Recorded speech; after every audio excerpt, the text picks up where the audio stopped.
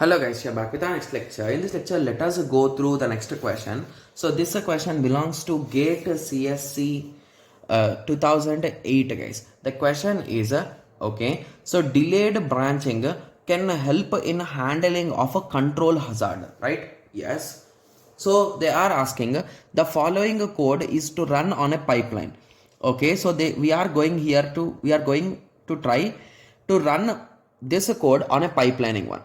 Okay, so the processor code is run on a pipeline processor with one branch delay slot. Okay, so they clearly told that delay is a one slot. So one slot we can assume it has one clock to be clear, right? Yes. So which of the following instruction I1, I2, I3 or I4 can legitimately occupy the delay slot without any other program modification? Okay, so if you recall carefully, what is the exact thing guys here? So whenever we want to reduce or whenever we want to resolve these control hazards, so basically this is indirectly a control hazard, right? Yes. So whenever we want to resolve these control hazards, what we will do here guys? Okay, so we will swap some lines of code, right, to remove that hazard. Okay, yes. Okay, so first of all, what they are asking guys, which of the following instruction among these four can legitimately occupy the delay slot without any other program modification? Okay. So first of all, let us understand the code here guys. So the code is, so the first step is we are adding R7 and R8 and storing in R2. Okay, and the second step is we are taking R5 and we are taking R6, we are subtracting them and storing in R4. And the next step is R2 plus R3 we are storing in R1, and at the end we are storing this R1 into R4. Okay, branch to label if R1 equal to 0. Okay, so basically we are going to something called a label if R1 equal to 0. Okay, so what they are asking in that question is, so which of the following instructions, so they gave these four instructions, which instruction can be used in the later time, okay, to resolve that delay slot. So basically they are asking, so if I shuffle this R1 with what, sorry, this any instruction, so basically here branch instruction. So what is the issue with the branch instruction guys? So they clearly told that one slot delay, right? Yes. So let us take a small branch instruction for our easy understanding. So let us assume this is our first instruction I1. It is executing in this format, and this is our instruction I2 which is executing in this format. So it will start 1 second late and it will end 1 second late, right? Yes. Okay, so if you recall, so if this is a branch instruction and if that instruction is a true, the branch is a true, and if it is a directly going to I6, so even though we used I2, we read some time, right? So until here I have read this data, so what is there, everything we have understood and we have started solving it. But as after I1, I need to solve I6, so this time is wasted, right?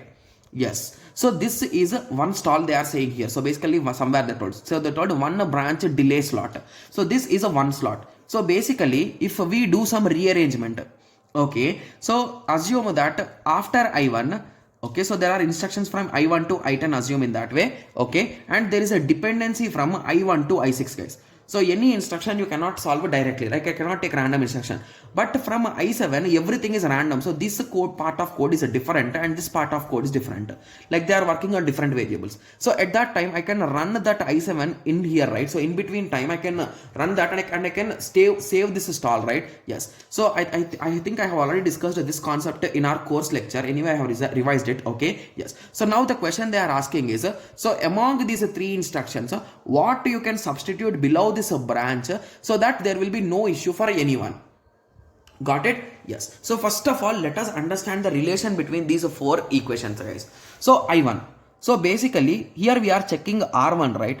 So whoever are updating R1, so they cannot be after this statement, right? Yes. So here I3 is updating R1, right? Yes. So this statement cannot be the result. So C is wrong. Similarly, R1 depends on R2 and R3. So if you recall, in the first step R2 is being calculated. So means that this step can also not be below it. So I1 is also wrong. Okay. Okay.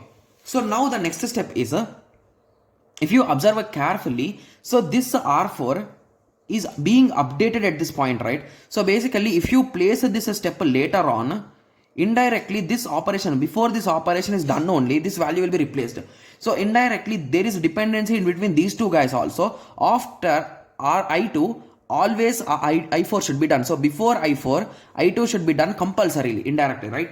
Yes. So that is the reason why if we are selecting any one of them, so obviously there is dependency. So I cannot select I2. So indirectly I will select this I4 only. Okay, so if I write this instruction after this, so will there be any issue, guys? Because it is just a store information, right? So it's not adding, it's doing anything. So it is just taking this I1 value. So whatever is in I1, so it is just storing in there. That's it, right? Yes. So that is the reason why I think I4 can run parallelly below the branch instruction. Got it? Yes, because it is not depending on anything, right? Yes. And it should be executed mandatorily also, right? Yes. So now I hope everyone got a clear idea with respect to this question, right? Yes. These questions are a bit logical questions, guys. It's just a trial and error method, okay? Yes. So I hope everyone got a clear idea about this. So in the next lecture, let us continue with the next question. Thank you. Thanks for watching. Like, share and subscribe for more awesome videos like this. Thank you.